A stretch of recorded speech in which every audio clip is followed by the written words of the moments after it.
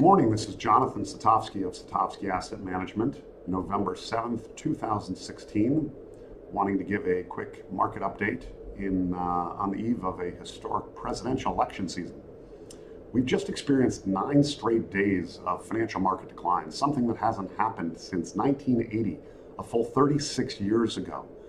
And the volatility index, which measures fear and anxiety in the market, has spiked to the 22.5 range as of Friday.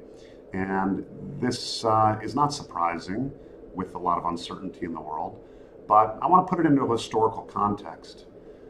Back to 1900, the markets generally declined 3 times a year, 5% on average, once a year, 10% on average, and every 3 years, 20% on average. So it's somewhat par for the course. In fact, since the crisis in 2009, we've had 66 3% declines and 20 plus 5% declines.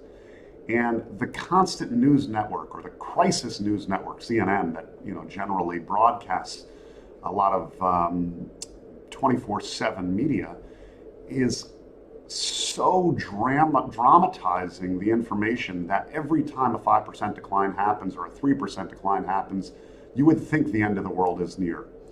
And in fact, I was with a doctor on Saturday night at a party, and he was pointing out to me that 70% plus of the population is on some form of medication, drugs, alcohol, pharmaceuticals, supplements. So the 10-to-1 bits of negative information is force-fed into us to be able to break through the dulled senses. Fear is exponentially better seller than optimism.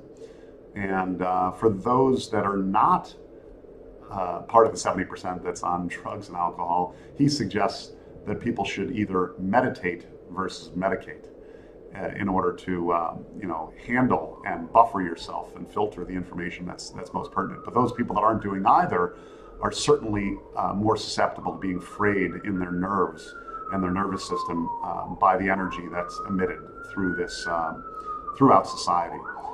And additionally, it enables you to see things with much greater calm and perspective and take a little bit of a longer view. So I would leave you with the Warren Buffett idea, as I generally like to fall back on, is that you're supposed to be greedy when others are fearful and fearful when others are greedy. And since the vast majority of the population has been acting fearful with 15 months of negative flows out of equity investments toward what they perceive as safe investments, if you want to enhance your experience over a lifetime, this would be, in my view, a good time to lean into the greedy side and lean toward buying risk assets over the years ahead, because the surprise path, the path that people expect the least at this moment, is likely to be the path on the upside. So it's been evident academically that people can enhance the returns possibly 2 to 6% a year by minimizing behavioral mistakes. So with that, I hope everybody has a great week, and regardless of what happens in the next several days, remember that the future is always better than the present, no matter how bad it may look at a moment in time. With that, have a wonderful week. Bye-bye.